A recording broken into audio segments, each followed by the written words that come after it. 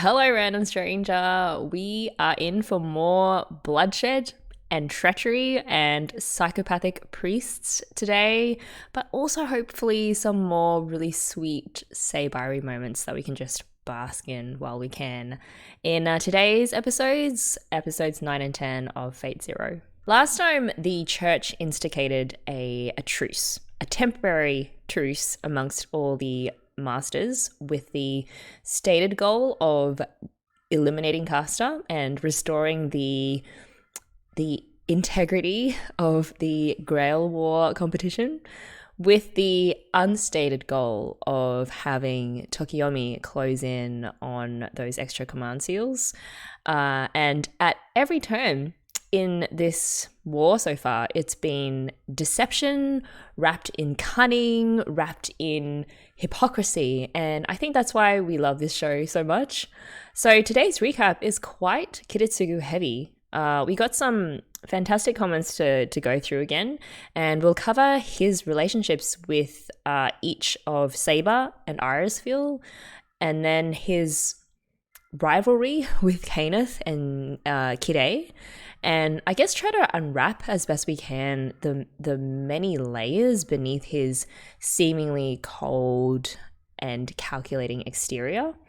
We'll also break down, I guess, the clash between Saber and Caster and what I think it revealed about Saber's naivete, or on the other spectrum, justified faith in her own abilities.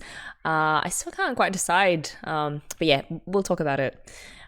Plus, we'll talk about the interesting reveal of why Caster is so intent on meting out the most terrible fate to Saber, or Joan of Arc as he understands her to be, and why I think, though it is completely perverted and wrong, it does have its own weird internal logic. But before all that, I just wanted to quickly read a comment from Detlef van der Eretein, which I think is a very fate-worthy username, about Gilgamesh, who is one of their favorite characters and who actually didn't appear in the last 2 episodes we watched. So to me, his actions are pretty understandable in accordance to his myth. He's the keystone of the gods and humans, a demigod, and basically supposed to keep an eye on humanity. He's an arrogant ass, but the arrogance is justified. I can definitely stand by that last sentence of yours. As one of the oldest mythical figures in the war, yeah, he is the oldest myth. And just being the genesis, or the template from which so many heroes who came after him took, it makes sense why he thinks he's owed utter devotion and submission, and they are due to him by virtue of who he is. He's sort of like the original copyright owner of a hero. So the other thing that makes me really intrigued by Gilgamesh is that despite this self-justified distance and superiority, he's also not above being bored out of his wits, and he is stuck in this world until the war resolves itself. So his boredom really rounds out his character in a surprising way, whether he just wants to pass the time or because he really is intrigued by Kirei, especially his self-confessed emptiness of the soul. Gilgamesh is invested in human affairs to some extent, which matches the human part of him in the legend. He may think humans are kind of like worthless termites, but he is still interested in how they live and how they love and hate each other. So I do like that the god and the human aspects of him meet in that way. Another quick note about 2 characters that really didn't have much of a role to play in the events of the last 2 episodes, Waver and Iskander. Essentially, all we got from them was pure fluff, and I loved it. We got Iskander shopping on Amazon and learning about pants and arguing with Waver whether or not those pants will help him conquer the world, which I'm sure they will.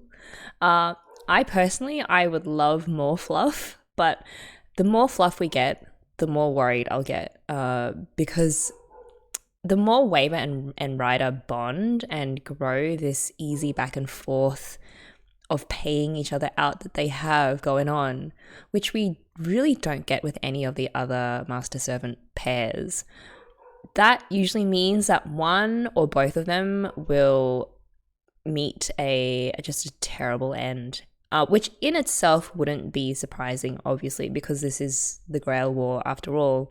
But from a Ryder's perspective, you only build a close, warm relationship like this with the purpose of tearing it apart brutally towards the end in a way that'll make people cry. So I'm just preparing myself for that.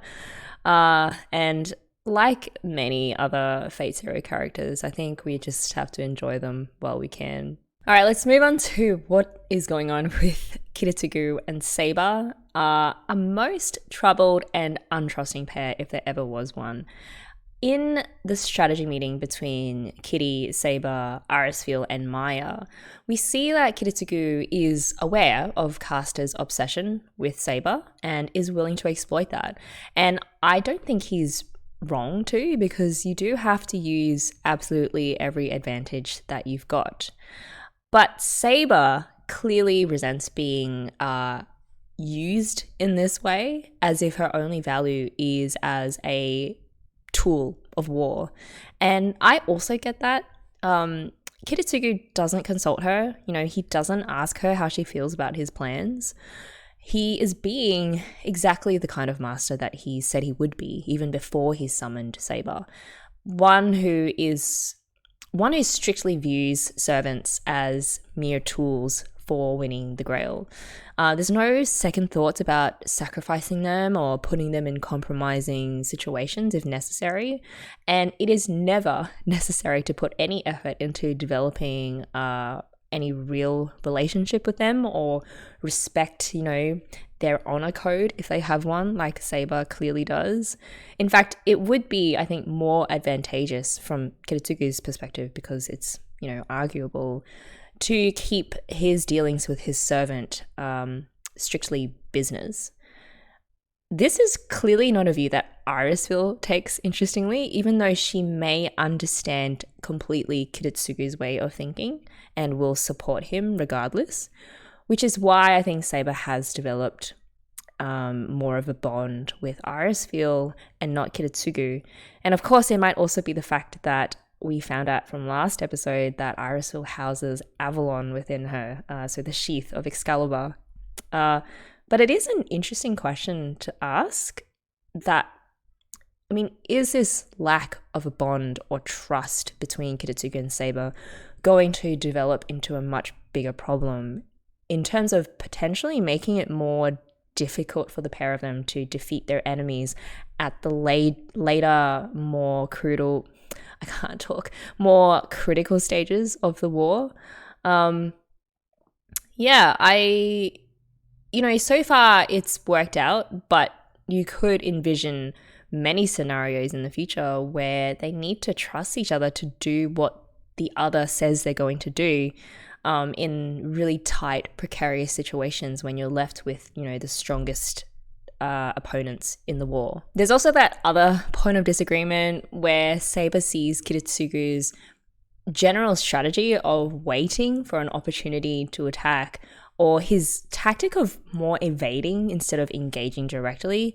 For example, waiting for others to attack Caster before coming in from the flank and take the easy pickings. She sees all of that as cowardice, which she hates.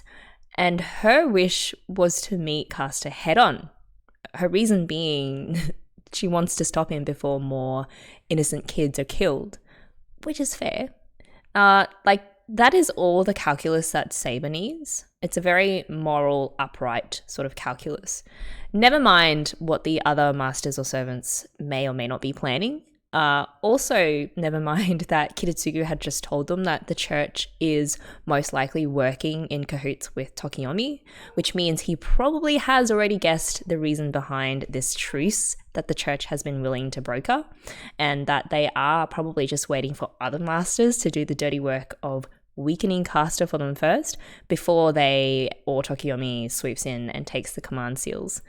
And even as I'm saying all of that aloud, I'm just impressed at how, even though I tend to empathize more with Kiritsugu's broader view of things and taking into account all of the sum total of all the other masters and servants and their motivations and potential actions, I still really can't fault Saber for wanting to save the kids and then dealing with whatever comes after that. That is not to say that I agree with how sometimes brazenly and unthinkingly she goes about certain things, but it doesn't vex me as much as I thought it would, which I think is a sign of great writing when you can see both sides of the equation. And even though you may tip one side or the other more, you can also completely understand the other side's point of view. A telling moment was when Saber was demanding Kiritsugu let her go and save the kids. He closes his eyes as she's talking. I think it was to gather his thoughts. I think his brain is anticipating that Saber will go out to find Caster anyway, and calculating how that will likely draw out Lancer, who will likely have to save Saber because of her crippled left hand, or because, he knows Caster has tricks up his sleeve that Saber will just knowingly walk into just because of who she is, which hopefully leaves Kayneth alone, freeing Kiritsugu to deal with the other mage. So I didn't see the closed eyes as a sign of disrespect or anything, but also I understand, again, why Saber would interpret it as him ignoring her or belittling her opinion, because it does come off in that way if you don't know Kiritsugu on any deeper level. He casually just ignored Saber and moved on to asking Irisviel about the magical barrier. And in that scene, in that moment, this ominous chord plays, and Saber showed like a rare break of emotion by just gripping her fist in absolute frustration and anger. And interestingly, Kiritsugu also had his eyes closed as Saber railed at him for being a coward, for not having faith in her. I think, again, that was just his way of processing, and he doesn't really have much thought to spare for others, for how others will interpret his closed eyes and his deep thinking. And later, when Saber's already gone out to confront Caster, and Irisviel was very sweetly worried about her and asked Kiritsugu whether she'd be okay and could survive long enough until Caster's mana ran out, I just laughed when Kiritsugu, again, totally ignored Irisviel's question and moved on to the more important question of whether any of the other masters or servants have joined the party. It's just that pure utilitarian side of him, even or especially when it comes to approaching his own servant. In contrast to that, the rooftop scene with Kiritsugu spilling his heart out to Irisviel, that was worth absorbing every single detail. You had like Kiritsugu like gripping his own arm, just staring out into the darkness from the castle ramparts as he cried about how badly he wanted to run away with Irisviel and their daughter. And the voice acting there was amazing because you could hear like the hitch and then the sudden increase in volume in his voice as he vows to do that thing, which then ends in him barely holding in his tears as he realizes, well, he knew all along that he was just dreaming. And I want to bring in an interesting comment from Nightingale about this scene. He wrote, Kiritsugu continues to be a compelling character. The moment of vulnerability I really can't talk today, guys. The moment of vulnerability he expresses adds so much. One thing to note is one quirk in his language, and that is the fact that when he refers to himself, he uses boku, normally used by young boys, as opposed to ore, far less polite and generally more masculine, which is what one would expect for someone who gives the air of a badass hero. it's almost as if he still has that childlike heart somewhere inside of him, despite his outward appearance. Combine these two together and you have someone who has a character depth that covers a range of emotions and behaviors. Thank you so much for that, because I could never have picked up on that linguistic cue. And you're right, in this scene, for the first time ever, Kiritsugu voices his fear of Kirei in a way that shows us that the fear reaches down very deeply to the point where it almost reduces him to a child. And, he cries about Kirei being the only one that he doesn't want to face. And I've been thinking about where that source of fear comes from. I guess to someone who believes in sacrificing everything for the making of a better world, like Kiritsugu does, the idea of someone who believes in nothing, whose actions aren't driven by anything, is like the ultimate nightmare or mystery, because there's nothing to anticipate or analyze about them. You can't know what they want or what they plan because there's nothing that they want and nothing that they plan. To Kiritsugu, Kirei is like a total void, a void that is for some reason gunning specifically for him, which disturbs Kiritsugu so much that he actually accepts Irisviel's embrace from behind and really needs her encouragement. She tells him that he's not facing Kirei alone. And what I found most touching about that scene was that at his most vulnerable, he can't even look Irisviel in the eye. He continues to staunchly face outwards. But when he does finally turn to Irisviel, he's already gone into battle mode again. And it's what, Nightingale wrote about, these two sides of him that are in a constant colossal struggle within him. And he really has to carefully choose to not show that weaker, childlike side to him to anyone else. This scene massively filled out the kind of relationship that Kiritsugu and Irisviel have with each other. Watching Irisviel verbalize the truth that they both know, that he's just painting an impossible dream with the running away and all that, but then lending her full support to him was really a sight to behold.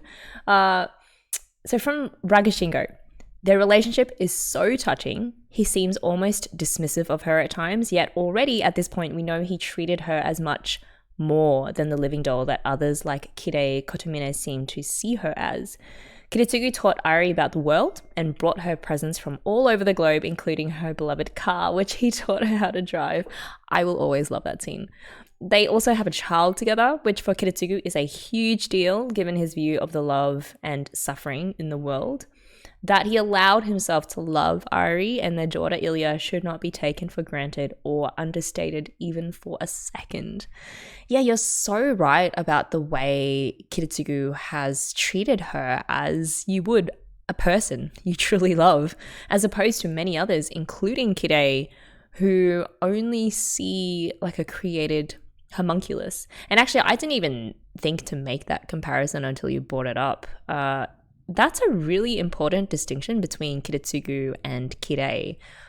Also, the fact that Kiritsugu has to suppress the side of himself who wants to love and technically has failed because he allowed himself to have a family, while Kirei has no such capacity to, he doesn't even have any inkling inside of him that wants to love, unless that capacity to love died with his wife. I don't really know at this stage.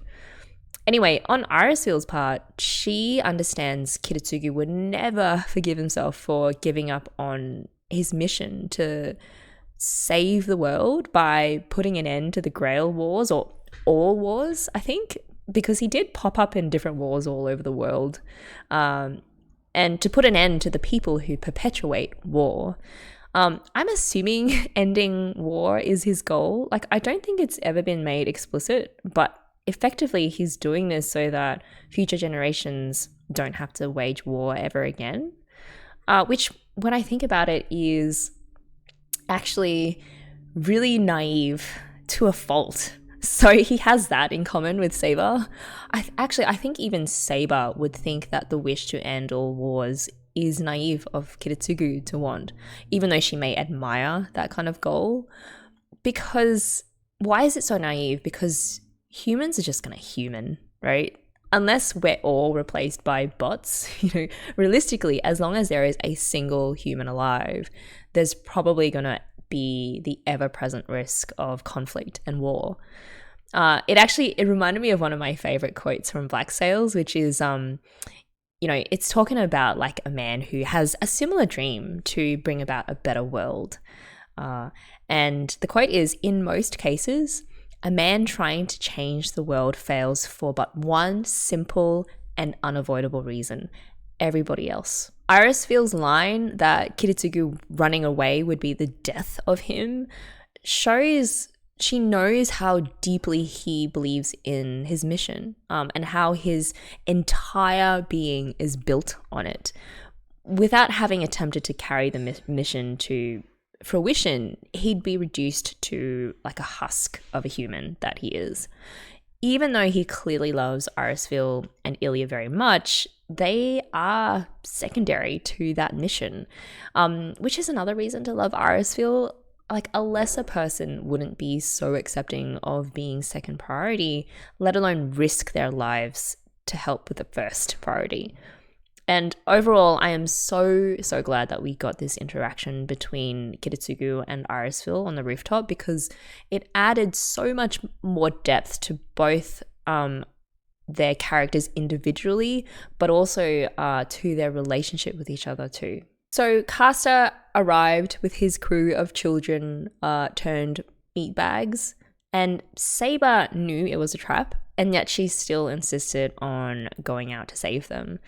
She looked down on Caster so much that it didn't even cross her mind that he'd be able to gain the upper hand against her in any way, which turned out to be a big mistake. And interestingly, when Caster released the kids to go out and play hide and seek, Irisviel gave Kiritsugu a look, and then he looks back at her and then looks away again. And then afterwards, it's a signal that a wordless understanding between them had been reached, because the very next thing Irisviel does is to order Saber to attack Caster, in contrast to what Kiritsugu was proposing before. And another reading of that very brief exchange, which isn't necessarily mutually exclusive, is that Kiritsugu knew Irisviel also wouldn't stand by idly to let the kids be slaughtered. And in any case, allowing Saber to do what she wants fit right in with his own plan anyway, to potentially draw Lancer out and be distracted long enough so that Kiritsugu could go and deal with Kayneth alone. The confrontation between Saber and Caster was done so well. I really liked that shot where the camera encircled Saber in the woods. Her armor and her colors, like the white and the royal blue, and just like the light or the good that she represents, was really out of place in that dark, foggy forest with the bodies of the dead kids just spread out everywhere. And she was totally out of her element, and you can see it and you can feel it. There was like the sweat on her brow, and the gripping, super percussion heavy music that was playing also conveyed this feeling of her being hunted and toyed with. She is dealing with evil in its purest form. And on the one hand, you could say that Saber let her guard down too easy when Caster sent that kid running towards her. Like, she should have known that he wouldn't let him go that easy, that there was a catch there. On the other hand, I don't really know if you can anticipate like evil plant tentacles bursting out from inside a kid. And also, despite Saber's crippled hand, she is still capable of some pretty powerful defense and offense, including like activating her armor, and she can do things like that. Fortunately, Castor's mana supply has been given an endless boost due to the book that he's holding. The Book of the Occult that his mentor, Pralati, we learn, left him. And Pralati, in history, was a priest who was also a mate of Jidarei's and helped him carry out his child murders. So the book is Castor's noble phantasm, and it gives him the power to command lots and lots of demons. So he is unequivocally on the devil's side, or at least the side that is staunchly anti-God. But he is like that for a reason that oddly makes sense. So when he speaks to Saber, he continues to address her as Joan of Arc. He is both struck by Saber or Jeanne's fighting spirit and her refusal to give up, but he is also repulsed by how she seems to continue wanting to fight on God's side or the good side. Even after everything that he thinks has happened to her or to Jeanne. Like he says, you would still dance on your strings as God's puppet. And tellingly, he refers to Compiegne, which is where Joan of Arc was captured by the Burgundians, who eventually sold her off to the English, who then eventually burnt her at the stake. So the story of this last stand of hers at Compiegne is actually really fascinating in a sense that some accounts tell of how it really showed Joan of Arc's military inexperience and her lack of judgment when it came to actually winning battles and sieges. Like, she was much better at rallying people to her cause and raising morale. So there's two fascinating points, I think, that come out from that. One, that Kirei or Castor views God as the sole party responsible for Jeanne's downfall, and given how good she was, it must mean that God himself is a horrible and evil being. It really harks back to the ancient debate of whether a good God would allow this kind of suffering, especially to those who are devoted to him, like Joan of Arc was. So Castor clearly takes an extreme view by deducting that God must be evil because of how he treated Joan of Arc. So to counter that evil, he must do good by committing the worst possible acts of evil ever to show Saber of Jeanne how little God cares about her and everyone in general. And it does have a sort of internal logic, even though objectively it's still freaking insane. You know, it's the equivalent of that outlook. In an insane world, the insane are the sane ones. So to Castor, he is the sane one in this situation by committing the most insane acts of evil possible. The second point of interest is that the story of Joan of Arc at Compiegne contains a kind of parallel to Saber, who, though is amazing at direct combat and is brave, has so far not shown great aptitude at being cunning and for strategizing, you know, the kind that is needed to win against other far more deceptive and underhanded masters and servants. Or she is capable of that kind of strategizing, but her sense of what is right and wrong disallows certain strategies as being too underhanded and too cowardly. So the end result is the same. She ends up in these situations where she walks right into traps, knowingly or unknowingly. Of course, you know, Lancer is always around to save Saber at this stage anyway, by staking his claim on the right to be the one to kill her. By contrast, Castor's claim on Saber is kind of curious. In keeping with his earlier statement that the war is already over and the Grail has chosen himself as the winner, he believes that Saber, as Jeanne, is the wish that was granted him as the winner of the Grail War. And weirdly, he exists mentally in an alternate universe where other masters and servants are annoyingly still around and keeping him from his Grail War prize. In any case, it appears that Kiritsugu's potential plan to have Saber walk into Castor's trap and thus need to be saved by Lancer has worked out. But it also seems that Lancer would have found Caster on his own anyway, because that is the order that Kayneth gave him. So, so that they could get the extra command seals. But Kiritsugu, I guess, wouldn't have known that. And so sending Saber in her injured state, as well as her naive state, might have been a backup to ensure that Lancer did indeed show up, given that he knows that Lancer feels equally strongly about his pact with Saber and sort of Ryder too, to finish their fight off honorably. Either way, Kiritsugu uses his servant somehow. And not only that, he also can mostly anticipate her and other servants' choices before they make them to further his own plans, which I actually think is kind of brilliant. The way Lancer and Saber took down Caster also showcased some crazy good animation. Like for Saber's strike air, which created this destructive wind tunnel that Lancer could run through, which then allowed him to pierce Proladi's book with his gay dog. I'm thinking, without his noble phantasm, Caster is pretty much useless, right? Although I imagine he has way more tricks up his sleeve even without his book. So yeah, as I've said before, I just love the camaraderie between Saber and Lancer, but for the circumstances that they find themselves in and who their masters are and just what kind of war they're fighting, they could have been the best of mates. They are so in sync with each other in combat as well. I also loved these dramatic aftermath shots.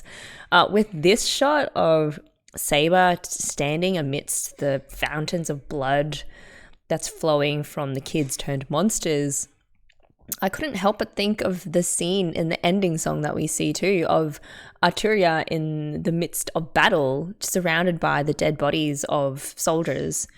And that shot just seemed to symbolize her past and possibly her regrets, to be standing in the midst of so much bloodshed, of innocent bloodshed, if you take the view that she probably does, which is that the soldiers who marched into battle and died only did so on her orders. It's clearly a burden that as a king she carries very heavily. I mean, any king or leader would carry that kind of burden, but I feel that Saber in particular would grieve and blame herself even more so than your average ruler. Like someone like Gilgamesh probably wouldn't care. But yeah, it was just a very profound shot. All right, Kiritsugu versus Kayneth. Where do we even start? So we learnt some important things about Kiritsugu and his past, namely the fact that he had a mentor who taught him how to harness something called his origin and helped him fashion these special bullets out of his own ground up ribs that he was able to use to pierce Kayneth's magical defense. And not just pierce, but absolutely destroy his mage circuits and general ability to function as a human being. We see that Kiritsugu was always one step ahead of Kayneth and used Kayneth's cockiness against him. Kayneth barges in with his protective mercury ball, which she called Volumen Hydrogram, which he interestingly commanded with like Latin phrases. He offers to do battle with dignity and honor. And Kayneth may even believe that himself at the beginning. He triggered all of Kiritsugu's booby traps, but emerged unscathed. And I think that was all part of Kiritsugu's plan to raise Kayneth's confidence so much that he became overconfident and lets his guard down. Kayneth was already primed to fall into that kind of trap, and as soon as he sees that Kiritsugu obviously isn't going to engage him in a straight up, like, mage to mage honorable battle, he throws aside his veneer of even being an honorable mage and declared that, this is no longer a duel, but an extermination, just revealing his true character. He already looked down on Kiritsugu for relying on, I guess, guns and mechanical weapons, Plus, he's full of himself, which sets him up perfectly for Kiritsugu. There was a really interesting insight from Adamski Spoor in the comments about Kayneth's disdain for lesser mages and also his confidence in his own mage ancestry. So they wrote, an interesting thing about the mage bloodline superiority in this world is that, unlike in, say, Harry Potter, where the superiority complex is unsubstantiated and more rooted in classism, in this world it's actually more rooted in eugenics and their upbringing. They regularly practice arranged marriage for magical traits. And also the entire thing with magical crests is that they are accumulations of the family research on magic passed on to their children, each time adding something new. Their entire upbringing also taught that being a mage and reaching the root, which still don't really know what that is the entire meaning and purpose of their existence. So they're expected to dedicate their life to study magic. So as snobby as Kayneth was, he was kind of right that Waver's thesis is almost like a juvenile fantasy. You can't just work hard and overcome those coming from old families because they will also work hard due to their upbringing, and on top of that, having the bloodline cultivated through eugenics and have more established magical crests. Yeah, it's fascinating, the insight into how mage bloodlines work and how it does contribute to objectively superior magical abilities. I was thinking that maybe there's a middle ground somewhere that recognizes both the obvious advantages being descended from generations of mages can bring, especially if you truly can breed more powerful mages over time, while balancing that with the other perspective, which is that potentially, a powerful mage can come from outside of those established mage families. Sort of like the example I thought of was in Ratatouille, that quote from Ego about how not everyone can become a great chef, but a great chef can come from anywhere.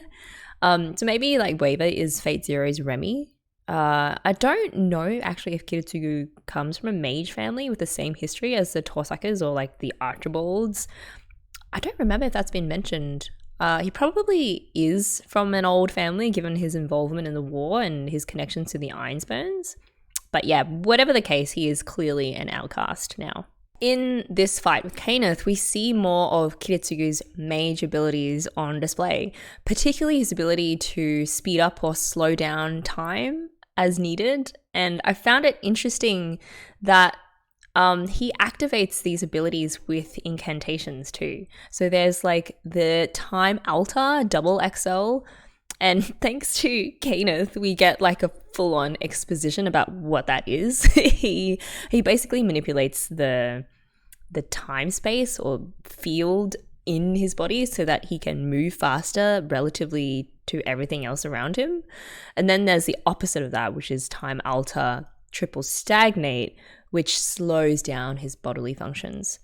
That part where Kiritsugu waited for Kayneth to catch up to him before he stepped out and yelled, "Kayneth!" and then sprayed him with a bunch of useless bullets, that wasn't as stupid as it looked. I think it meant to give Kayneth a heads up and kind of ruin the element of surprise so that Kayneth would think he was being stupid and lower his guard and underestimate Kiritsugu even further than he already did, thus priming him perfectly again to bring out the special gun and get that first hit. That smug look on Kayneth's face gets wiped off immediately when like the first origin bullet pierces his mercury ball, and in another brilliant move from Kiritsugu, he immediately, afterwards, he's already another step ahead because he is counting on Kayneth to go into full-on rage mode, which again sets him up perfectly for the second bullet.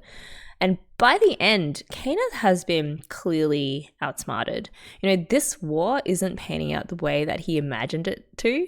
There is none of the glory, the epic mage v mage showdowns. It's just a dirty and sneaky fight in the gutter with someone who isn't beneath using guns and traps and mind games. And maybe it's just karma. Like, if like Kayneth, you're willing to grease something like the master servant contract, you should expect the same kind of dirty tactics dished out to you. When Kayneth speaks of like honor among mages, he seems to understand it differently to Tokiyomi. Tokiyomi, of course, is also engaging in his own form of deception, but he does seem guided or still bound by a sense of what counts as honor amongst mages. Whereas with Kayneth, honor seems to be code for whatever makes me look good or strokes my ego or emphasizes my superiority above all others. Hence why he's so intent on drawing out Kiritsugu's suffering for as long as humanly possible to pay him back for not just the pain of being shot by a bullet, but also the humiliation that he's been put through. After that first bullet, Kayneth still doesn't know that he's been outsmarted. He still underestimates Kiritsugu and puts the first hit down to absurd luck or coincidence.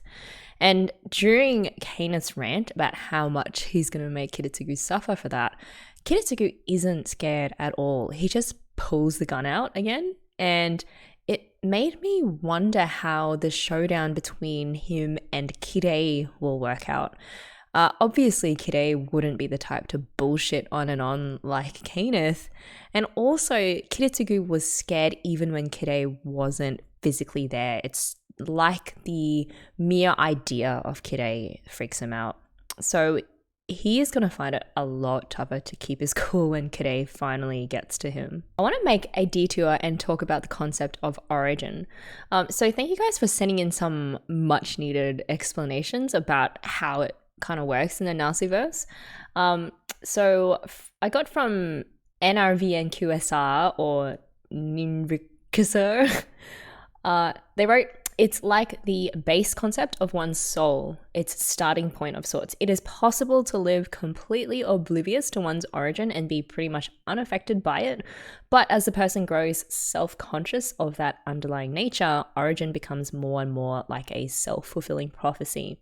It even allows one to gain consciousness of souls of one's past incarnations.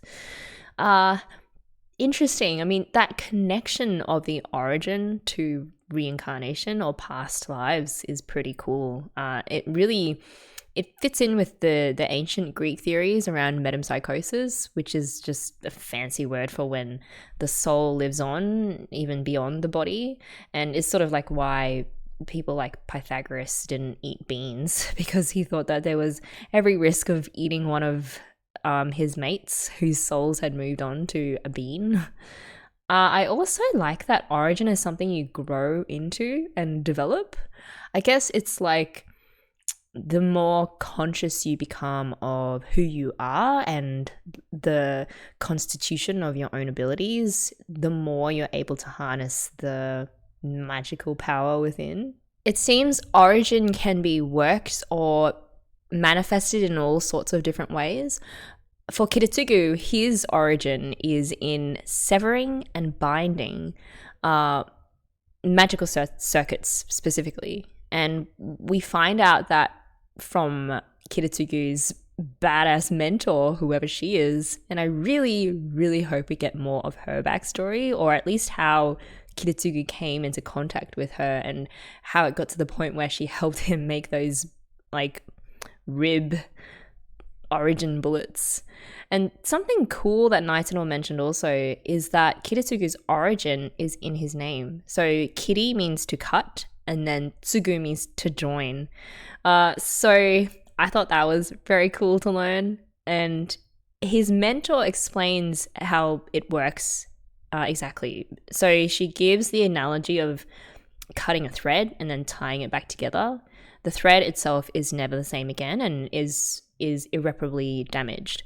The bullets that Kiritsugu shot at Kayneth were interestingly made up of his ground up ribs and are a manifestation of his severing and binding origin. And it's an origin that is particularly effective against powerful mages, because the more powerful the mage and the magic defenses that they put up, the more chaotic damage the origin bullets can do. It's like proportional. which explains why Kayneth was so shot to hell. He was, as we said before, like on rampage mode, which meant he was utilizing way more of his magical circuits, which meant there were more of those circuits for the bullets to tear up and tie back in a crazy way. And I really loved how that just all tied together. I also wondered what the significance of Kiritsugu having exactly 66 origin bullets was. And I was thinking in terms of, it's a very like biblical symbolism. There are 66 books in the Protestant Bible. Plus, like the whole grounding up his ribs seems to be a very direct reference to the fact that in the book of Genesis, it tells of how God took out a rib out of the first man, Adam, to create the first woman, Eve, like a soulmate for him, essentially. So there's interesting parallels you could potentially draw from that. So just like the Bible with its 66 books was put together and written for the purpose of offering people a way of salvation, Kiritsugu is offering up himself as a savior for the world. Every time he uses one of his 66 bullets, each containing a part of his soul or his origin, it's like he's progressively sacrificing himself for the sake of freeing humanity from the clutches of perpetual war. But yeah, there's just like a bit of speculation there. Whatever the significance, the second bullet that Kiritsugu fires on Kayneth absolutely destroys him. And he's still alive and is bundled off by a lancer, but you can tell he is just, from this point on, just going to be like a mere shadow of who he was before. Let's rewind a little bit and cut to Irisviel getting ready to head off with Maiya. Her magical barrier lets her know that an intruder has arrived, and it's Kirei, and she knows he's hunting for Kiritsugu, so she tells Maiya to stay behind. And as we talked about before, her knowledge of Kiritsugu's fear of Kirei means she knows that Kirei is probably the only one who is capable of besting Kiritsugu, simply because of the mental space that he occupies in Kiritsugu's mind. It's like free real estate up there for him. But leading up to Irisviel's decision to stay, there is also a great exchange of dialogue that says way more than what the actual words do. It's basically Irisviel letting Maiya know that she knows about the nature of her relationship with Kiritsugu and that she is totally fine with it. The most important thing is for them both to protect Kiritsugu. I loved that little head tilt that Irisviel does, and sort of the shift in her eyes and in her voice tone as well, that all communicated to Maiya that Irisviel knew Maiya cared for Kiritsugu in a much deeper way. And then just the way Irisviel smooths over the obligatory awkwardness and the need to apologize by cutting straight to the chase and being like, good, so we both have an understanding. We both love Kiritsugu. Now let's go save his ass. As if I needed more of a reason to love Irisviel. And I hate that she has pretty much like a 99% chance of dying. Even in this dire moment, Irisviel has like the temerity to muse at the wonders of the human heart. She's probably referring to how the heart does what it wants and will march to the beat of its own drum, even if it goes against like the rules or someone else's instructions. If someone you care about is in danger, you will do whatever it takes to protect them, which is something Irisviel is doing too. But in relation to this very human concept of following your heart, she really hasn't had that luxury as a homunculus who was artificially created for a very specific purpose in this war. Kiritsugu, on his part, did his best to shower her with the enjoyable things in life that humans take pleasure in, and taught her things about the human world. And she even has a daughter together with him, which is huge. But at the end of the day, she can't escape the fate of being a mere tool of the war. Her musing about the human heart was just one of those moments that really threw into stark relief Irisviel's distinction from other humans. Interestingly, she appears to be more in tune with what makes humans tick and what makes humans human than naturally born humans themselves do. There's a lot of human in those sentences. But I wonder if her knowing that she wasn't originally made to enjoy the same freedoms that humans enjoy, of being able to shape their own destinies, really, that if that is precisely the thing that makes her so appreciative of life. Let's talk about the Kirei versus Irisviel and Maiya fight. In what was probably an unwise move, Maiya walked up to Kirei after he seemingly goes down under a barrage of normal bullets. And I always roll my eyes when characters do that, because it's like, why wouldn't you shoot another couple dozen rounds in to make sure that this amazingly powerful mage isn't just like luring you in? Even the way that he folded was so understated and very unconvincing. And in what seems to be bad news for Kiritsugu, Kirei is freaking bulletproof. You know, he doesn't even need a giant mercury ball. And my theory, other than that, he's bulletproof because he's obviously a very highly trained executor mage, is that he is probably also so inhuman that his naturally cold bastard attitude has effectively manifested itself as an invisible magic shield. Maybe his origin, crazily enough, is being so cold and dead inside, like metal, that he is effectively impervious to bullets. So normal magic doesn't work on Kirei either, but luckily a special kind of magic is what Irisviel specializes in. She conjures these chords out of thin air, and I really loved the sound effects that they make, and the chords weld together into an eagle, which I'm going to take as confirmation that Irisviel is definitely a Ravenclaw. For a moment, Kirei was stumped. His normal hand-to-hand combat style was neutralized for a moment, because he seemed to break through the chords fairly easily after Irisviel wrapped him up against that tree. And I don't know what quite happened. Like, did Irisviel lose her focus and therefore the power in those chords also was let go? Or if eventually Kirei just sort of tapped into his, I don't know, his chi and broke out. In any case, it seems Irisviel, despite a very powerful and impressive few moments, was no match for Kirei, which makes total sense given his background and his training.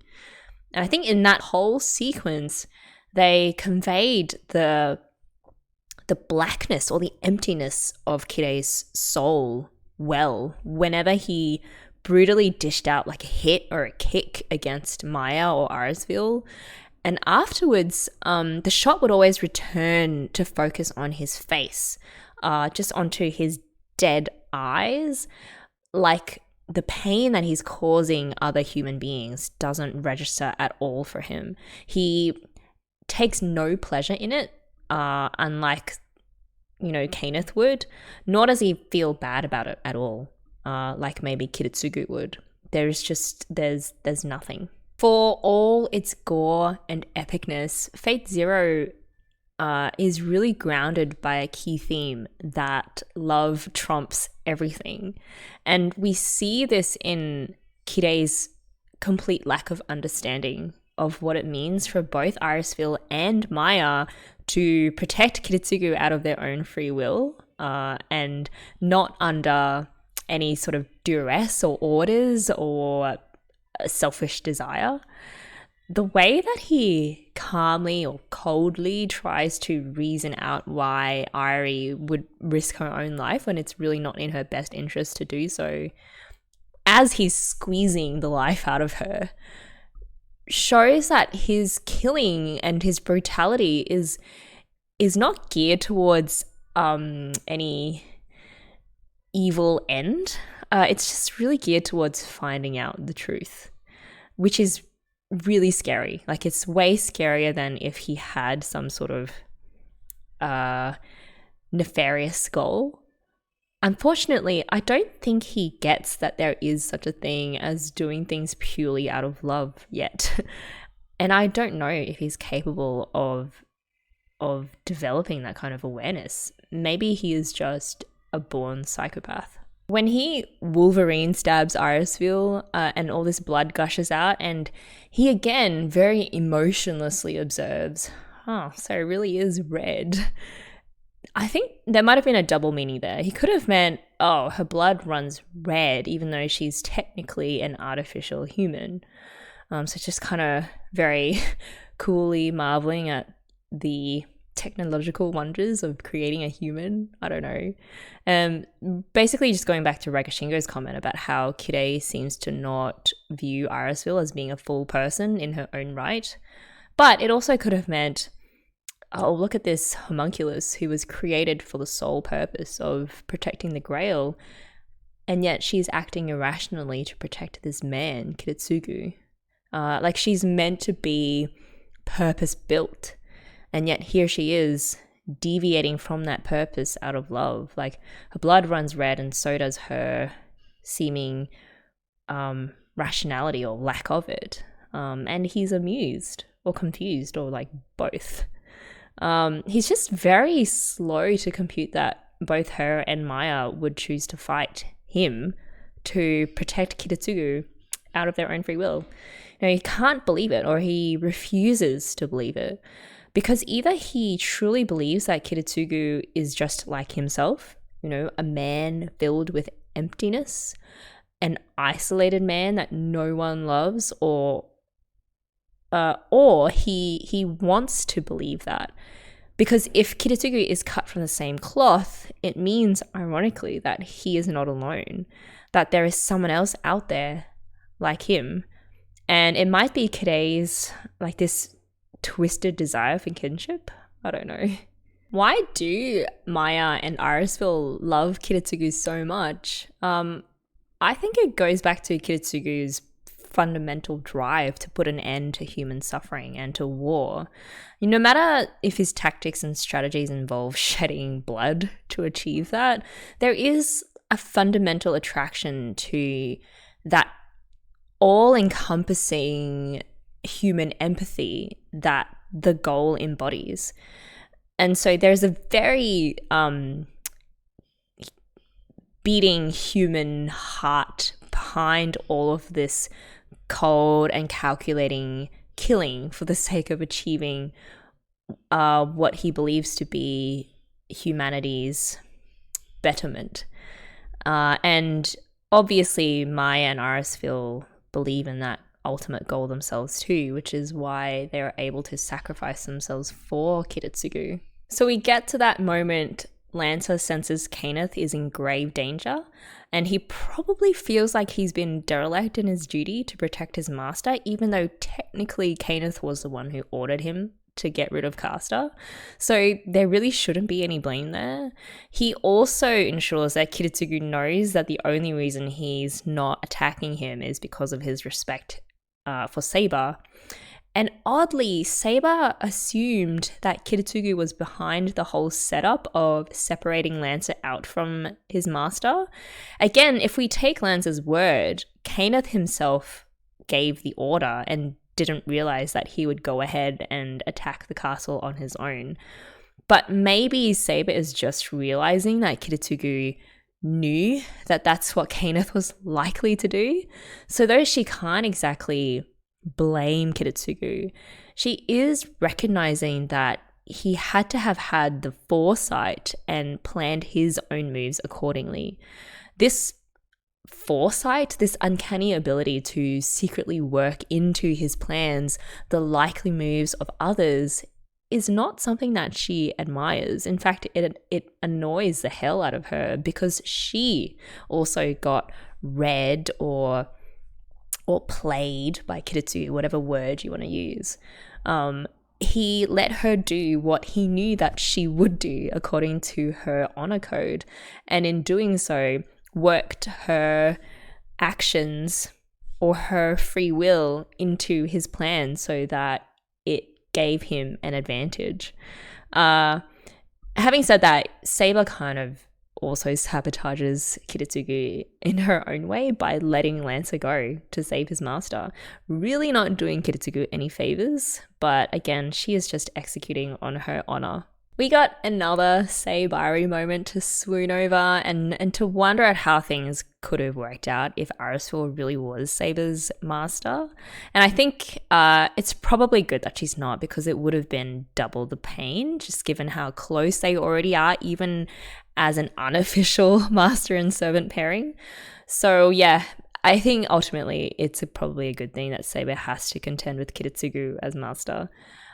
We also find out that Irisviel houses Avalon inside her as a conceptual armament, and it only activates when Saber is nearby, which also kudos to Kiritsugu too. You know, originally I remember my first instinct of mine when he sent Irisviel out as Saber's master was like, oh man, he's putting Irisviel in danger by having her play as the master, which was a tactic that I saw the merit of. But now, knowing that he did it, knowing that she had Avalon to heal her in case anything happened, as her encounter with Kirei showed, just really, again, it adds depth to Kiritsugu's character and reveals that he is not the cold-hearted bastard that he appears to be. Or he is, but he's also so much more than that. So yeah, finally, you know, this encounter with Kirei, this first encounter, also has made Irisviel way more determined than ever to not allow Kirei to get anywhere near Kiritsugu, which really speaks to the level of danger that Kirei represents. Alright guys, episode 9 of Fate Zero, here we go. Let's sync this up in 3, 2, 1, go. Ooh, I hate fly sounds.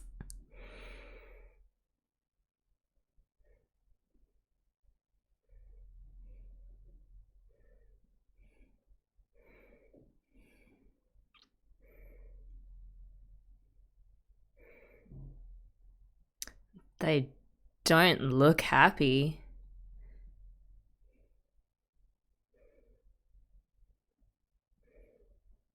Diarmuid. So she is his only love? Maybe she was the only one, who was immune to the power of his mole, and so he knew that she truly loved him?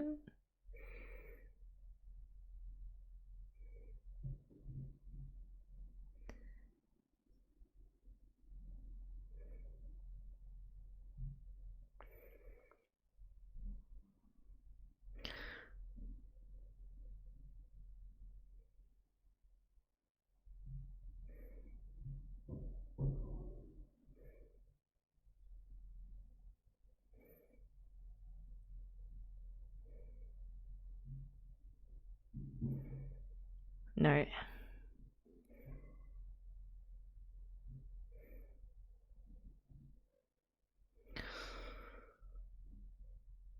Oh, betrayal.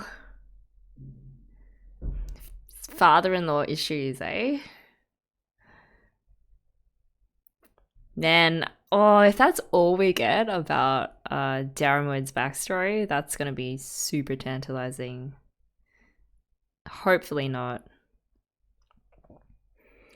But yeah, each of these servants themselves have super painful and tragic stories behind them. Except maybe Ryder? I don't know. Maybe he just hides his tragedy behind like his big hearty laugh. I really love that shot of her changing from the suit into her armor. Man, there's that. It's just Arturia always in midst of huge bloodshed, and she's just devastated by it.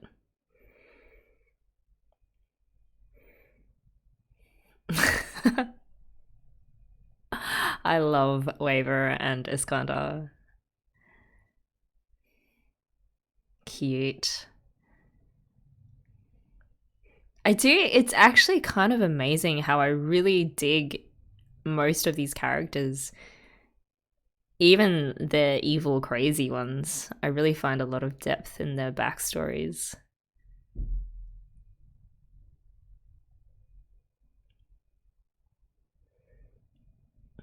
Oh, whoa, Kayneth was dreaming Diarmuid's backstory.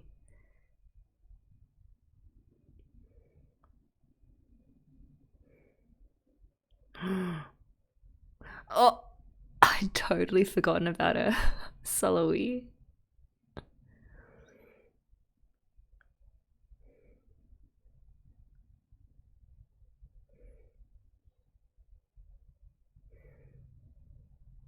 That, ugh, that kind of stark room.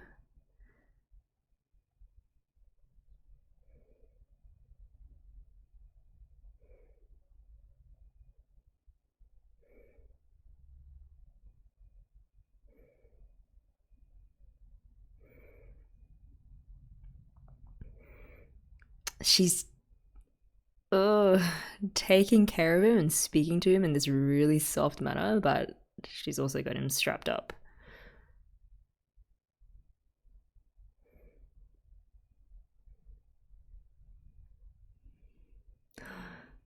Actual tears.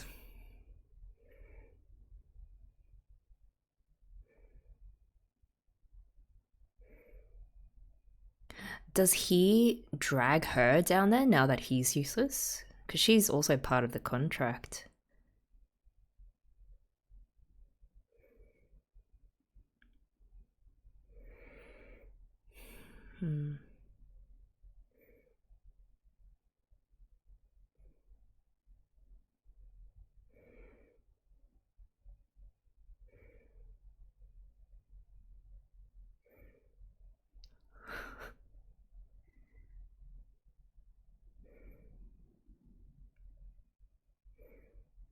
That was the goal of bringing her in, right? As a backup? I know he doesn't want to, but...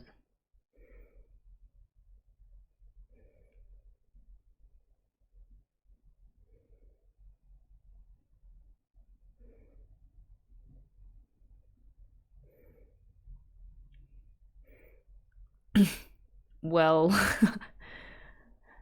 don't understand why you wouldn't unless...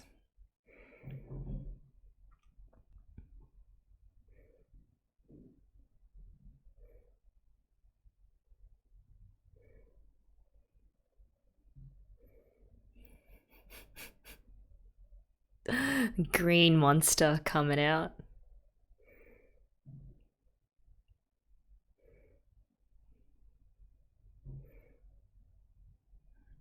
It's definitely a lie. Yeah.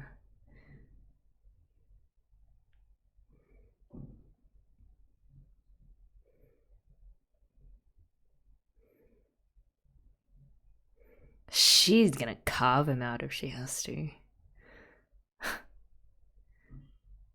Here we go. Including at the cost of your life.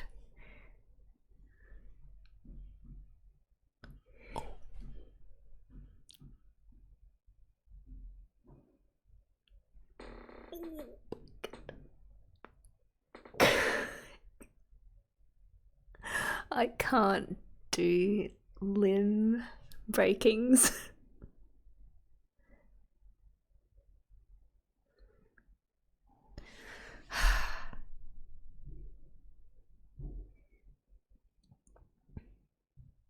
Oh my god. She's gonna torture him into submission. Damn, she got those Kirei eyes just then. Those dead eyes.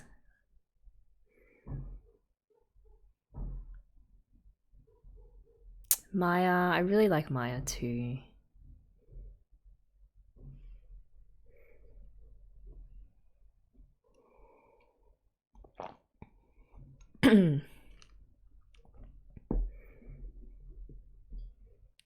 I like how Saber still hangs around Irisviel like she's her own master. Does she want to change masters too?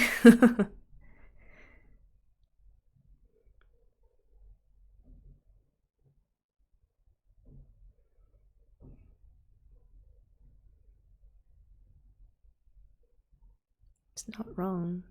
Irisviel agrees as well, like she wants to help her.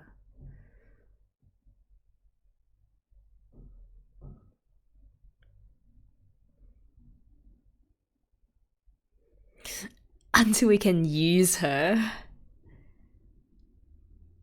So cold.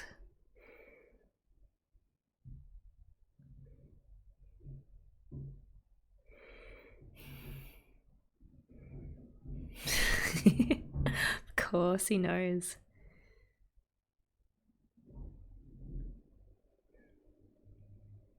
Nah, he probably knew that too.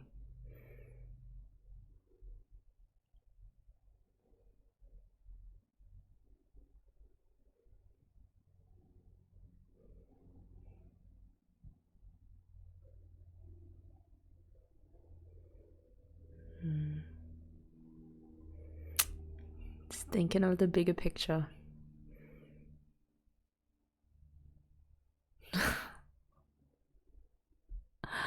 He also knows how close Irisviel has become to Saber too, though, so he probably can't count on that.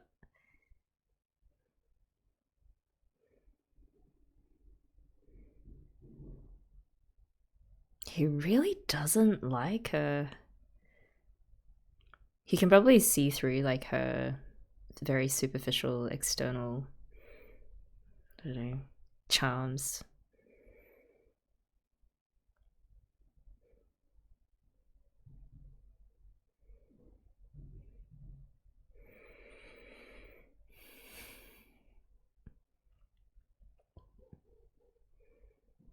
Yeah, he probably also hates that she is under his spell. Oh, he did it.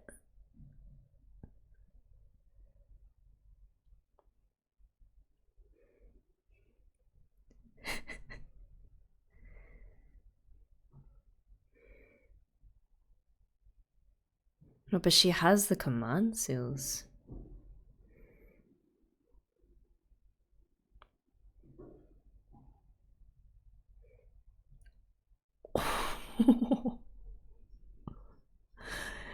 Shit. It's the principle of it.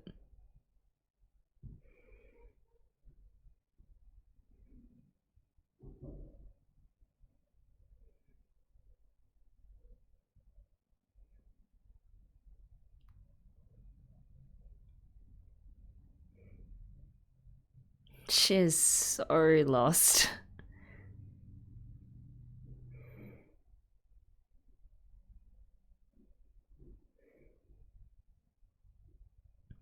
She can force him with the command seal, right?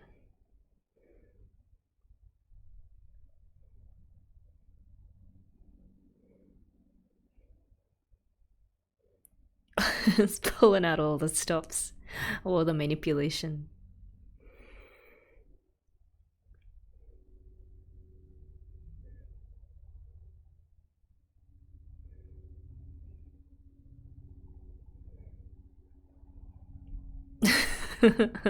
Sure.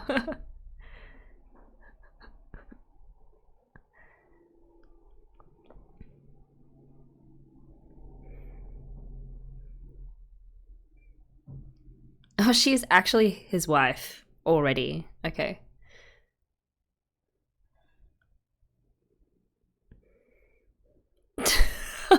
That's all it took. He knows, right?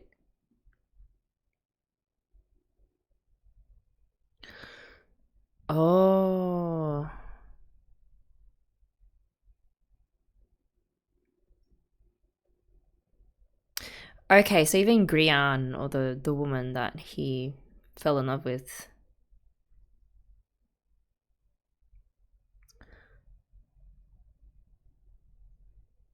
had fallen under the power of his mole, which led him to a conflict with his lord. Oh, yay, we get more Iskander in a pub. Oh, with a grandpa. The deer mode stuff is interesting. We'll talk about it later. Wave his face. Oh, come on, it can't hurt.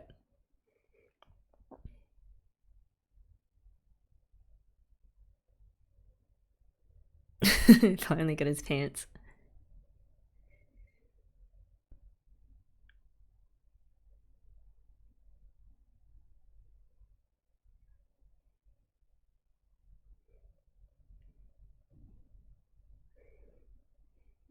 Is he trying to look for something?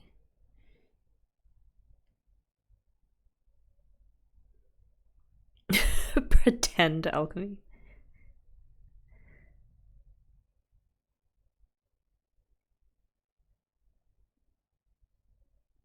Hey.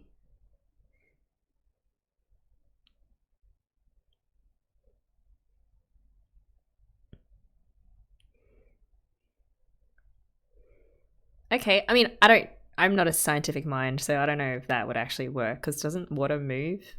But anyway.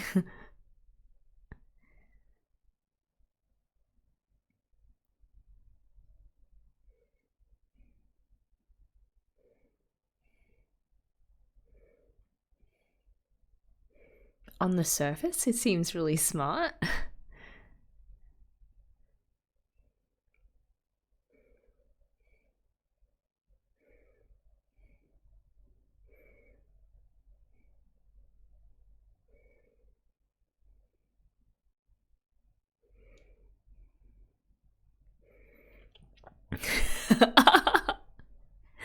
I love how you asked that. Hey, but simple works. Hmm.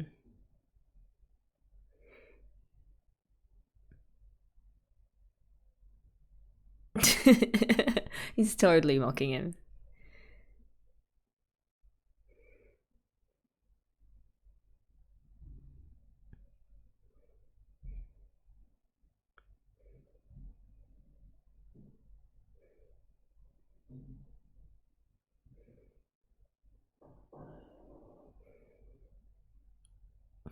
Well, we know a few that would, or one in particular.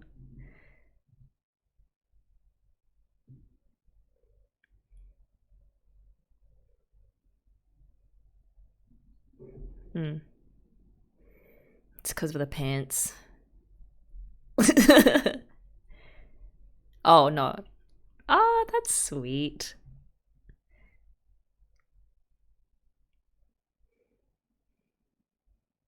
Ah, he's blushing. Oh, I love these two so much.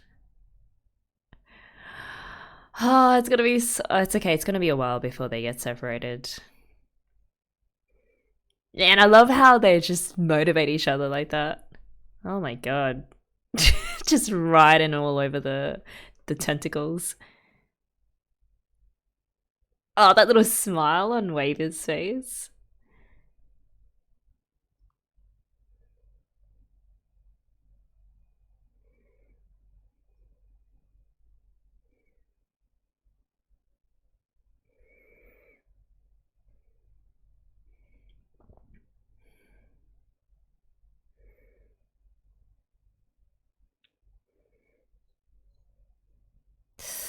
Oh man, for him to say that, that's bad.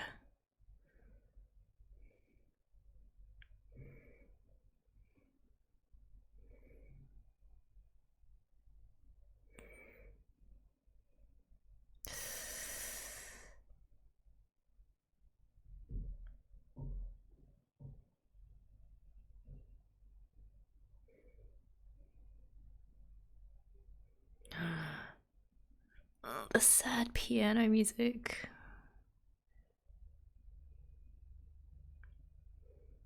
We don't have to see it, do we? Right?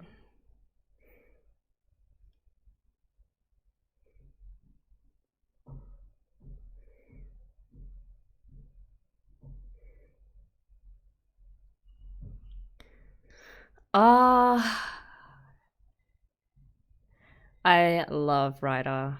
Just letting him let the disgust and the emotion out. He's seen it all before.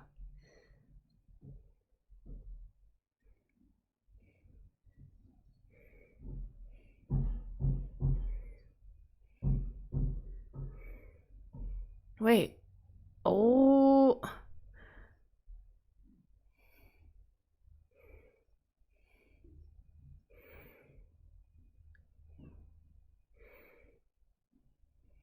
No. Here they come. It still seems highly unfair to me.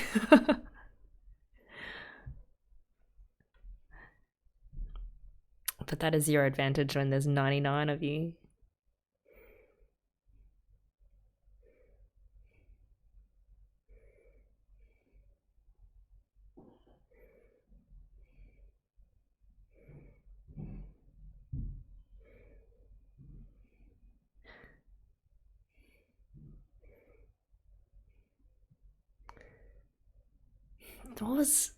What was their game then?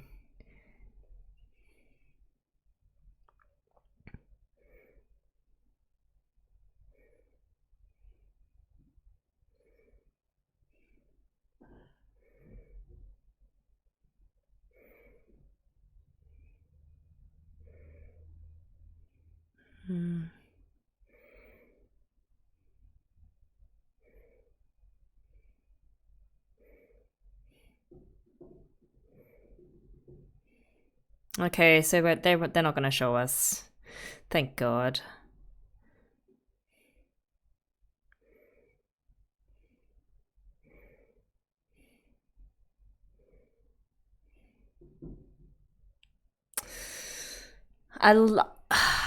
The other reason why I love these two so much is just how humane they are on the inside. They don't feel the need to suppress that part of themselves.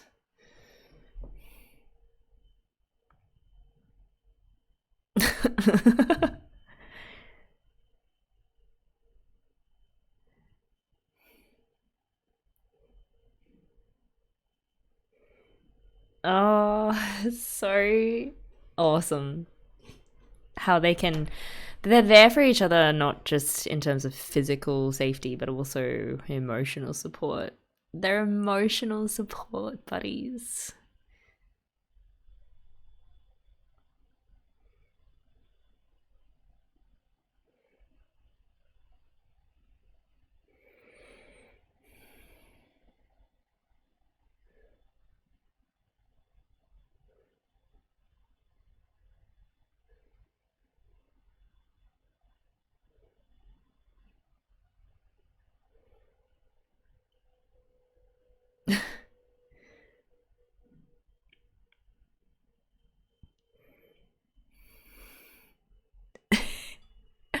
Kirei being like, ugh, what a killjoy. I feel like Kirei thinks Takumi has his head stuck up his ass.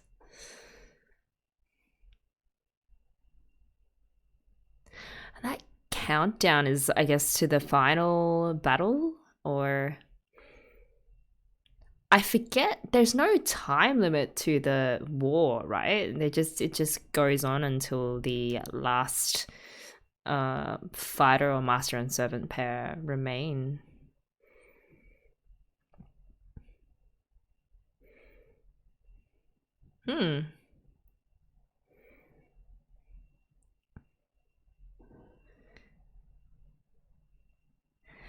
I did enjoy very much Ryder's line, like when they saw Caster's handiwork, that you don't have to be stoic, or stoicism is not the right approach here. And I would beat up anyone who didn't have a visceral emotional reaction to the carnage and the bloodshed of innocent kids. Which is why, you know, I'm thinking back to Saber and just her continued focus on stopping Caster and not really thinking about any other strategic goals like Kiritsugu is, you can kind of see her point, you know. It may not serve them the best strategically, but as a right thing to do and on principle, it's what you should do. Oh, that was a great episode. Okay, let's move on to episode 10. Oddly, I kind of miss Gilgamesh. We haven't seen him in the last 3 episodes, so I wonder what he's up to. Anyway, let's keep going and sync this in 3, 2, 1, play.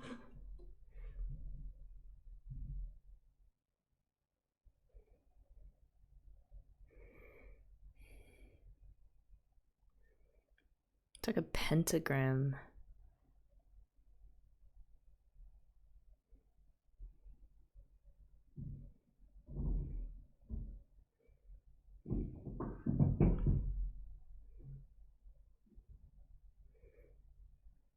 Who is this kid?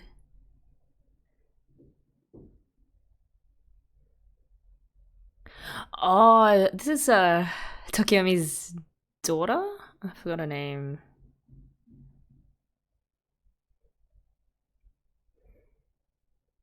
Rin, the one who hates Kirei.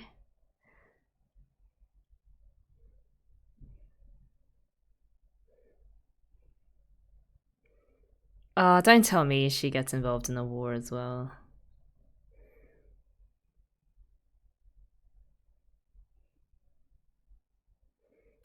She's a baby.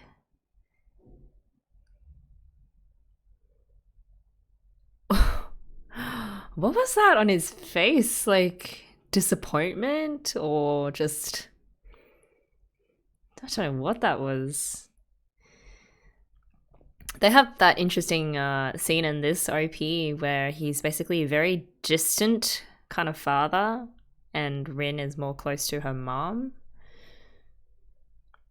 Although she clearly wants to follow in her father's footsteps because she's trying very hard to master magic.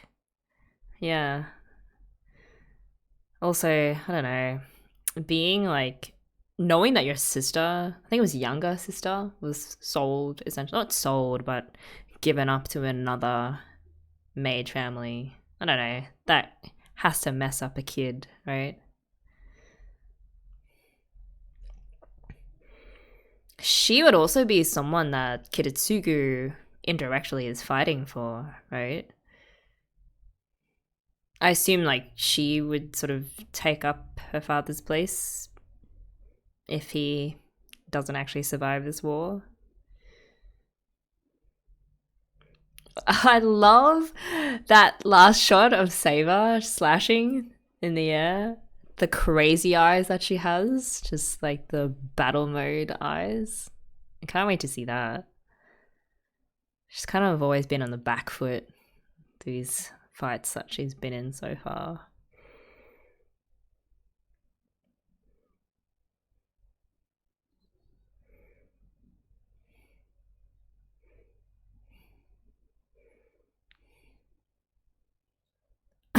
Sight.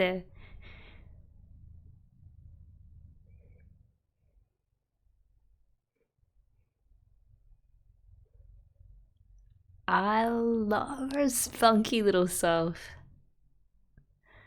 Very strong sense of justice. Eretein.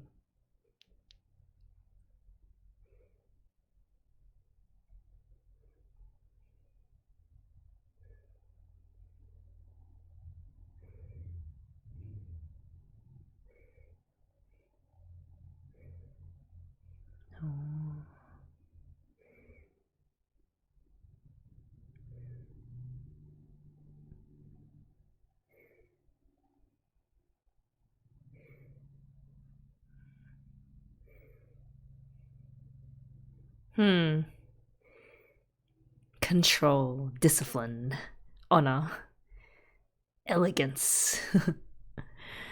Yeah, I can see how they're just inculcated with all of this stuff the second they're born, really. So he doesn't seem to be disinfallible, he's just maybe his relationship is defined by the fact that they're mages and he has to bring her up as his successor.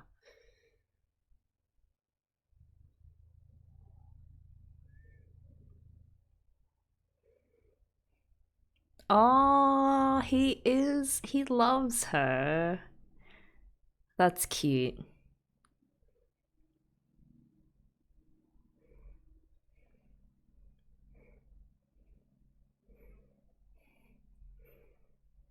I really like that we know that at least two of the masters have kids, like, you know, Kiritsugu with Ilya and then Tokiyomi with Rin. Oh, makes me even more sad.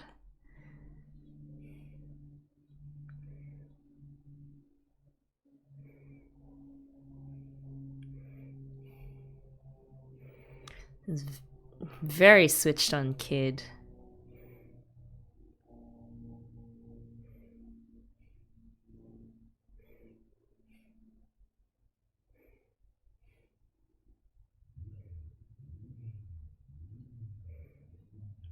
And she's so emotionally mature as well.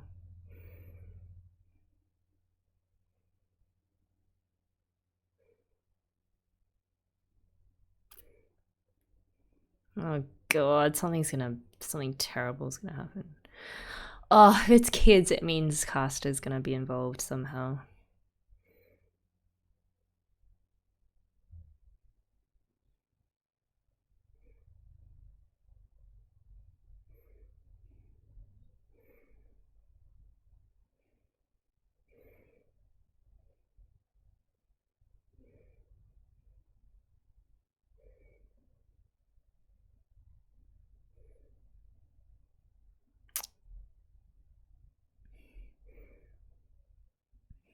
I think he does care for them, like, obviously as family, but also he has to protect his legacy too. It's just the two of those things are just intricately entwined.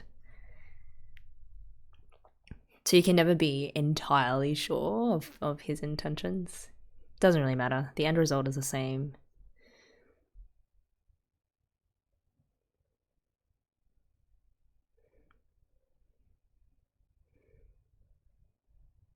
What language is... I can't see.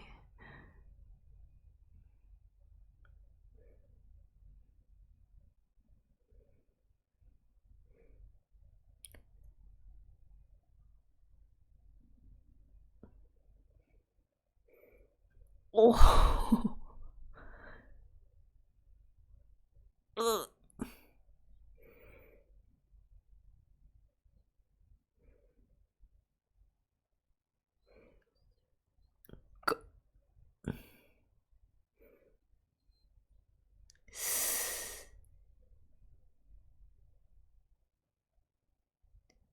Oh, yo, she's...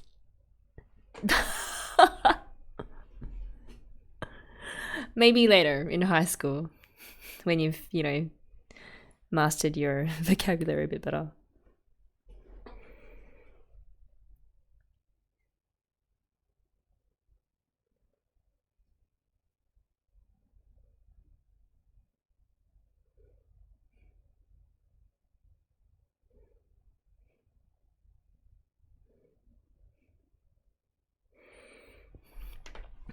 Okay, I like how you can infuse mana into your objects.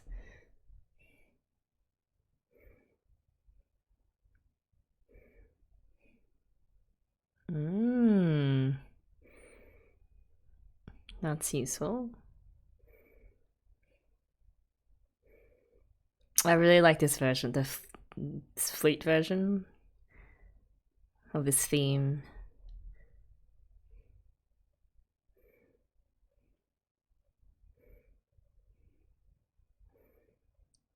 She checks manner at school because of Caster. I mean, school is the perfect place to go hunting for kids, obviously.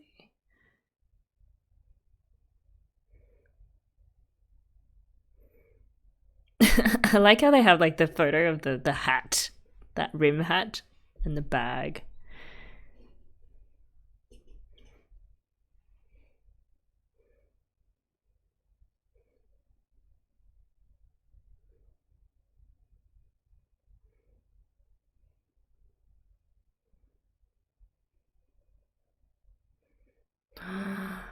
Oh no, that's the kid he was defending.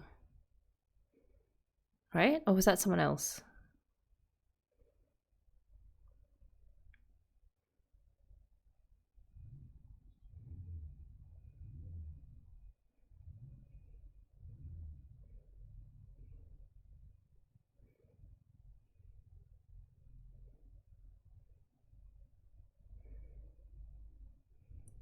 What are you doing?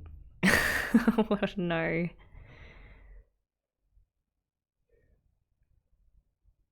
Okay, so it was another kid. She's just worried about Kotone.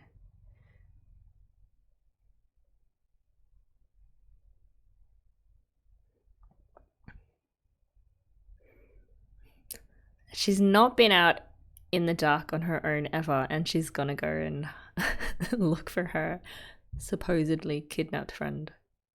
I mean, I guess she doesn't know that she's been kidnapped.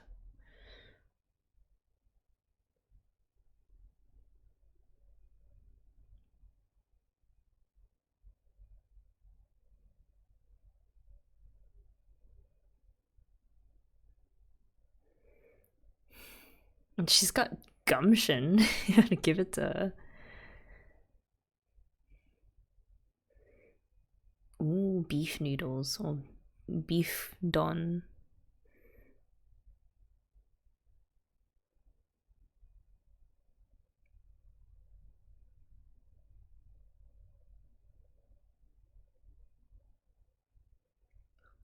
This is so bad.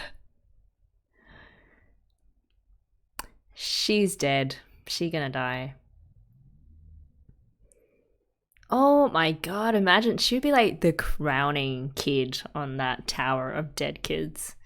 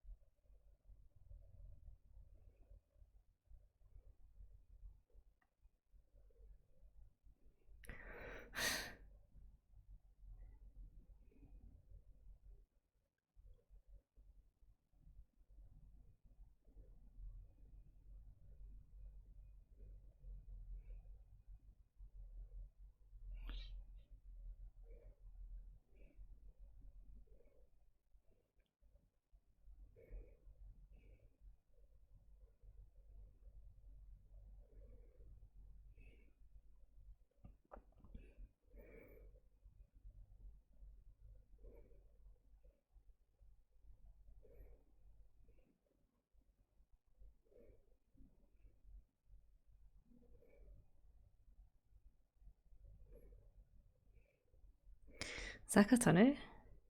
No.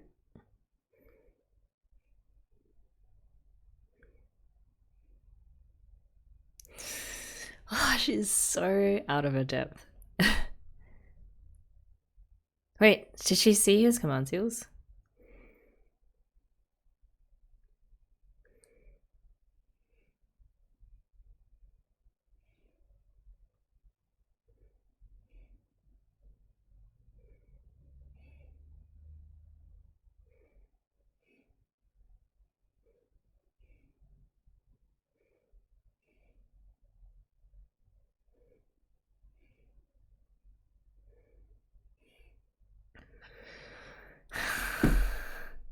It's got the horror episode.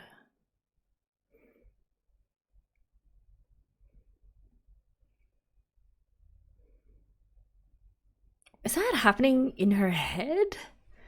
She gets some kind of response to what Cast is doing. Oh my god.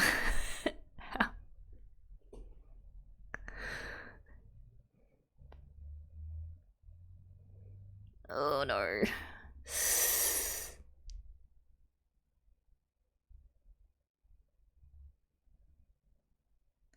So they've had to find a new base.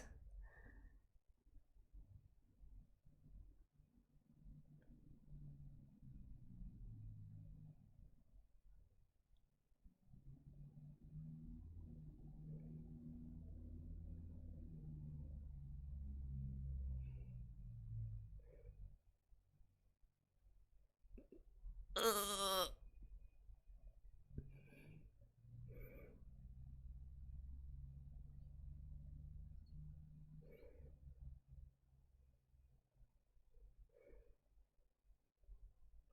Maybe you just like drag her out of the door. Oh my god, no. Oh, it's too late.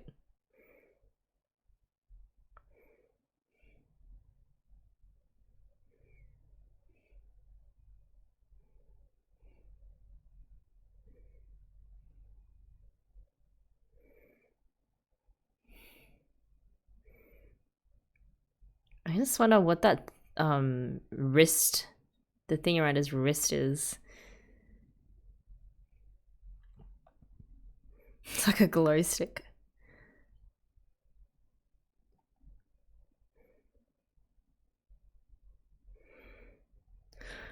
This is horrifying.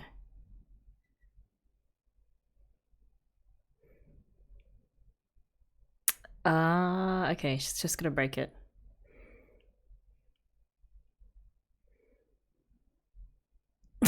Oh god. Just throw glasses at him.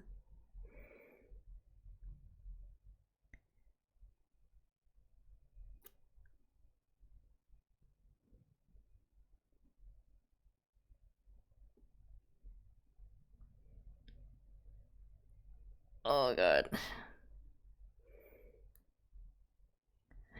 And she's got the ability to resist, right? She's got like mana inside of her. Come on, Rin. Also, he's a shit mage, so technically she should be better than him because he only has that bracelet. Okay. Successful mage music.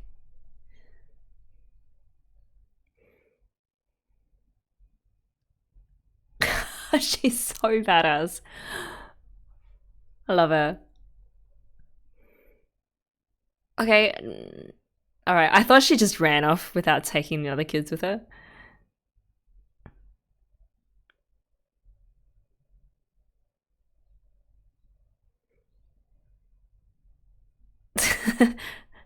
It's kind of like what Ryder said to Waver.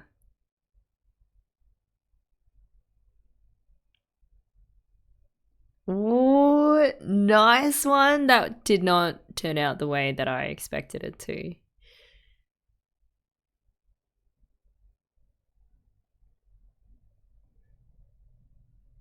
She can't reveal her identity as a mage to her friends.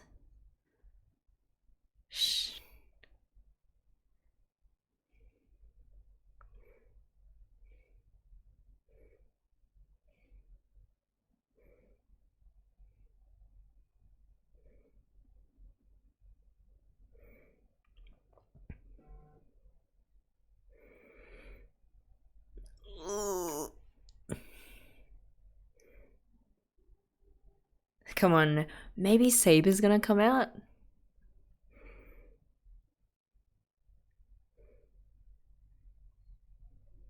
Ew.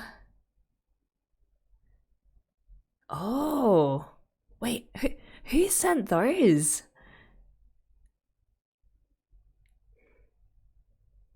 Oh, it's a thingy, Mato. Oh my god, mind blank. He's looking out for her. Oh man. Yep.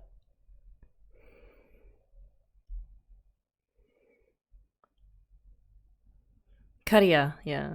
God, his eyes.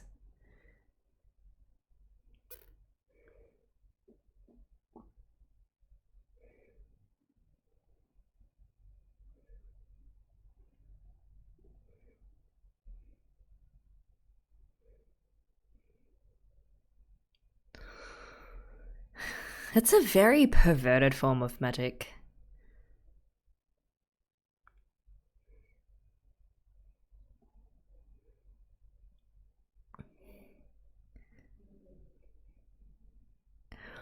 Oh, he is almost all gone.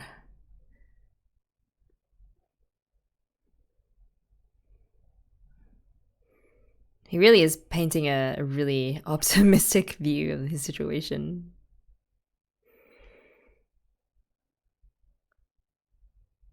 He really is just doing it for the kids, isn't he?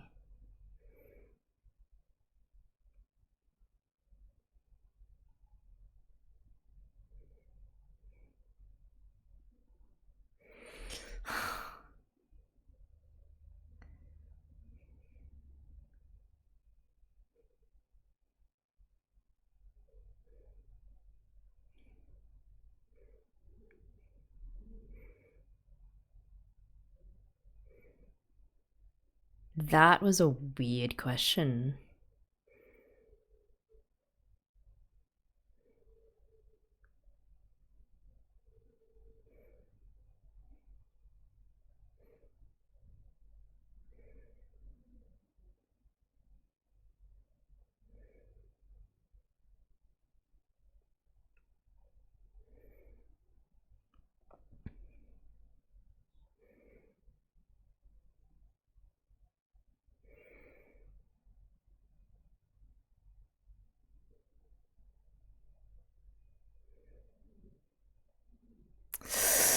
Oh, Kadia, man. Knight in shining armor. Just so messed up.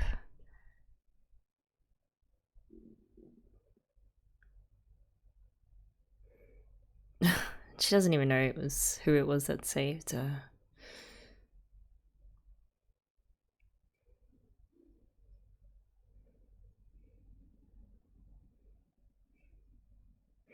I guess in other Fate series, Rin is a Grail War participant.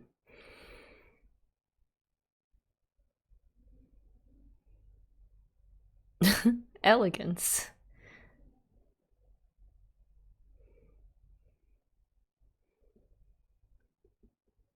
Rin's adventure.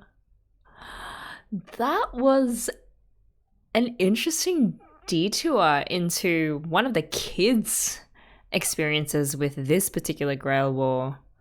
Not even an actual war participant, but just someone who was incidentally impacted because her friend went missing. And actually, it had a really nice ending. Like, all the kids got saved. Kotone returned back to school. She survived and was saved by Karia. It's just, what an odd little story to slot into the middle of all that. I don't know if they had to insert this kind of episode to, I guess, seed the idea for future Fate series where it's like, oh, you know who Rin is because she appeared in... Actually, no, Fate Zero came after the other main series, right? Fate Stay, I think it is. Okay, I don't know. That was interesting. Maybe it's just a nostalgia value. Like, you've seen Rin in other series and here's like her backstory of how she started as a mage as a kid. Okay, well, I'm glad we didn't get like... Ooh, do we get like a debate between all the kings? That's going to be interesting for next week. Okay, let's talk. All right, some quick thoughts on some key character moments that we got in these two episodes. First, Dermud or Lancer.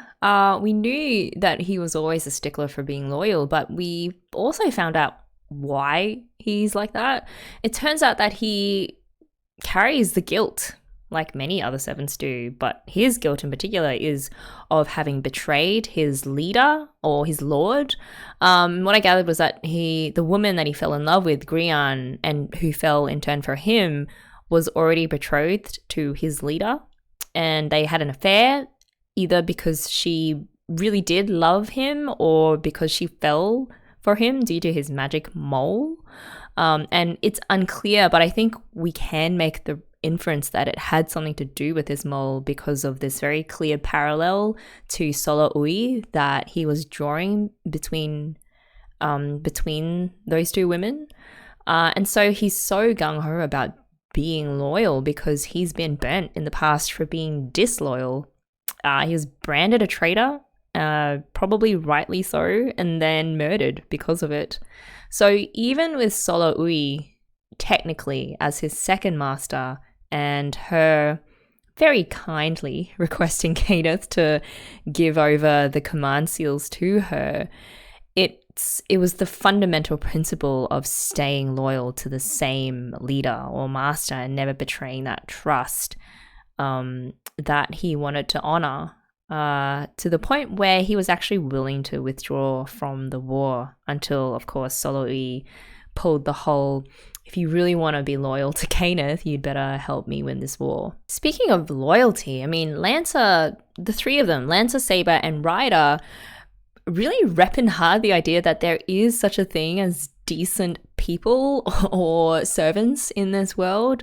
Saber for continuing to want to focus on stopping Caster, and Ryder for when he discovered Caster's lair and his Tower of Babel of dead kids, he really wanted to protect Waver from even seeing that horrific scene and was disgusted to his core and would have killed or set himself against anyone who didn't feel that same way or that same disgust against what was being done to these kids.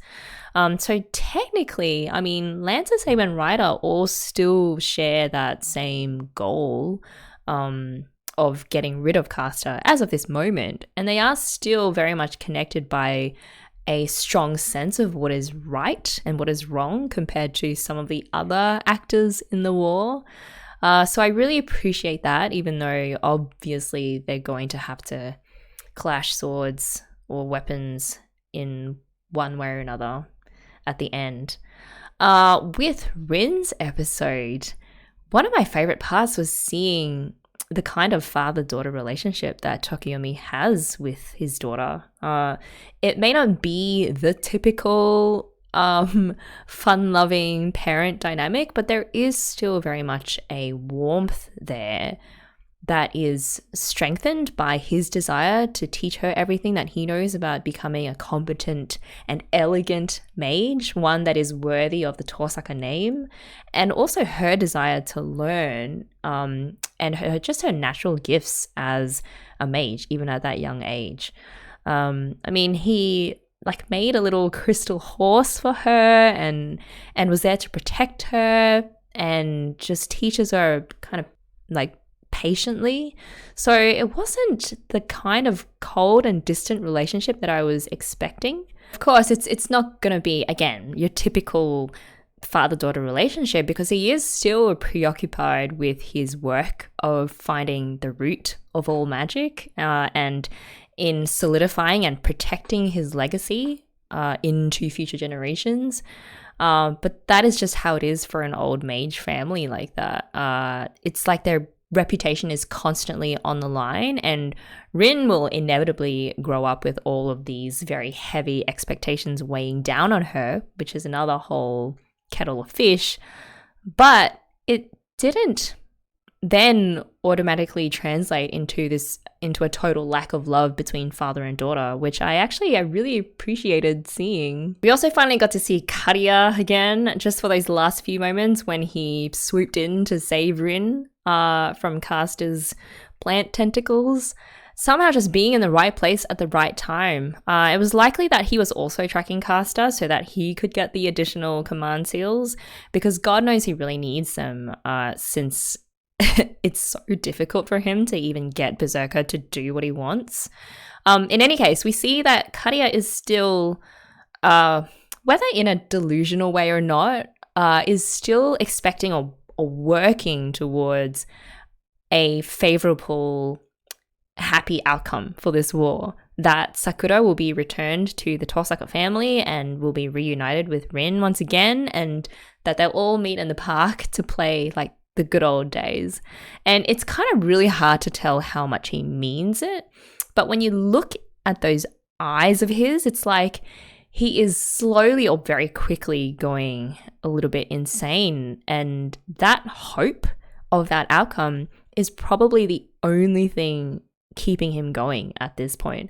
So he has to cling to that possibility of that eventual outcome. Otherwise, what is the point of all of this suffering that he's going through? Aoi, Rin's mum, too, asked that interesting question of Kariya. She was like, do you want to die and take Tokiyomi along with you? So there's some history there. Like, she knows Kariya has it out for Tokiyomi, and that the likely outcome of this war is that one or both of them will die. Either one will kill the other, or it's just the nature of war, right? And for Kariya to save Sakura, it means he has to win the Grail War on Zoken's behalf, an outcome that Tokiyomi himself probably wouldn't stand for and would be willing to die even to prevent. So yeah, it's just either one or the other. I don't know. I'd be interested to see what people think about that. And that is it for this installment of Fate Zero. I know we have 3 episodes left until the end of season 1. I will probably just do a standalone for episode 11, and then like really quickly after that do 12 and 13, because I think maybe 3 episodes would be a bit too intense. But I am very much looking forward to moving on with this intense war. That only keeps getting more intense every single episode. So I hope you guys enjoyed watching along and just discussing all of the little intricate details of each of the characters and the nature of this war with me. Thank you so much again for taking the time to comment down below, and I really look forward to seeing what you guys thought. And having said all that, I wish you a very good rest of the day and take care.